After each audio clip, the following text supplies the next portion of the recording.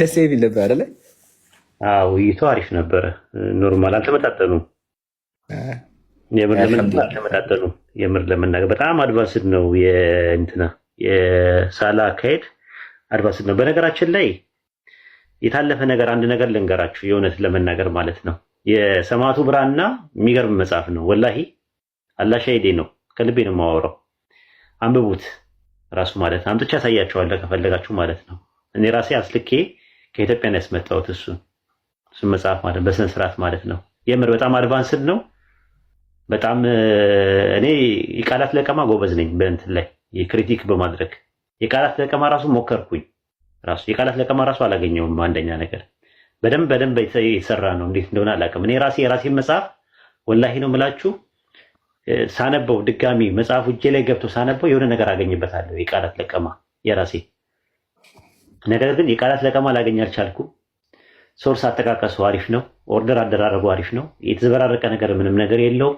የእንትኑ ፍሰቱ ፍሎ የሚያደርገው ነገር ከአንዱ ፔጅ ወደ ሌላ ፔጅ የሚሄድበት ፍሎ አደራረጉ ራሱ በጣም የሚገርም ነገር ነው። ትኩረት አልተሰጠውም ይሄ መጽሐፍ የምር ለመናገር ማለት ነው። አፕሪሺየት አድርጌ ተናግሬያለሁ ከዚህ በፊትም የምር ለመናገር ማለት ቆንጆ መጽሐፍ ነው፣ ግን አልተወራለትም ይሄ መጽሐፍ በራሱ ማለት ነውና አይ ቲንክ መጽሐፉን ለመተቸት መሞከሩ እኔ በጣም ነው የገረመኝ። ውይይት ማዕከል ላይ ማምጥተህ እንዲጽፋል ብሎ ስለ አንድ መጽሐፍ 20 ደቂቃ ነው የውይይት የጥያቄና መልስ ጊዜ የነበረው።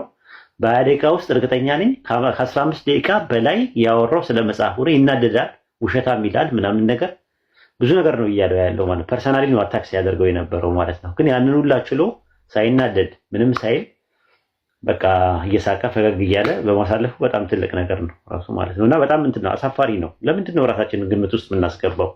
ብዙ ሰዎችን እኮ ወክለን ነው የምንመጣው። ቢያንስ ክርስቲያንና የብዙ ቢሊየን ሰዎችን ነው በዓለም ላይ ክርስትና ስንት ቁጥር አለው? ከ2 ቢሊየን በላይ ቁጥር አለው። እስልምናም እንደዛው አለ። ቢያንስ ስንመጣ ዲኔን እንዳላሰድብ፣ ሃይማኖቴን እንዳላሰድብ ቢያንስ በተቻለኛ አቅም ስሜቴን ገታ አድርጌ ሃይማኖቴን ያዝ አድርጌ ሃይማኖቴን በቃ ግላዊ ነገር መሆን የለበትም። ዲኔን አስከብሬ ቢያንስ ነገር ራሴ እኔ ልዋረድና ዲኔ ይክበር ነው የሰው ልጅ ማለት ያለበት። ግን እሱ እንደዛ አላደረገም። ዲኑን አይደለም ያስቀደመው፣ ሃይማኖቱን አይደለም ያስቀደመው፣ ስሜቱን ያስቀደመው ሰውየው ማለት ነውና አይ ቲንክ በጣም ከባድ ነው። እሱ እንደዚህ ከሆነ ሌሎቹ እንዴት ነው የሚሆኑት? ነው በቃ በጣም ይናደዳሉ ወይ ሊሳደቡላ ይችላሉ ማለት ነው። ጉዳያቸው አይደለም ራሱ ሃይማኖታቸው። እና ይሄ ነው።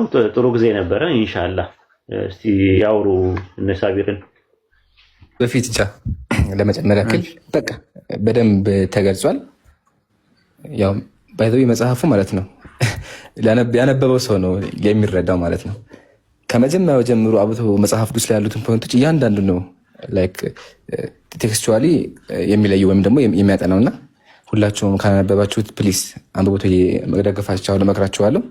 እና አልሐምዱሊላህ በጣም ደስ የሚል ውይይት ነበር። ኡስታዝም ስላገኘሁ ደስ ብሎናል። ጀዛኩሙላህ። ተፈضلوا ኢንሻአላህ ቀጥሉ።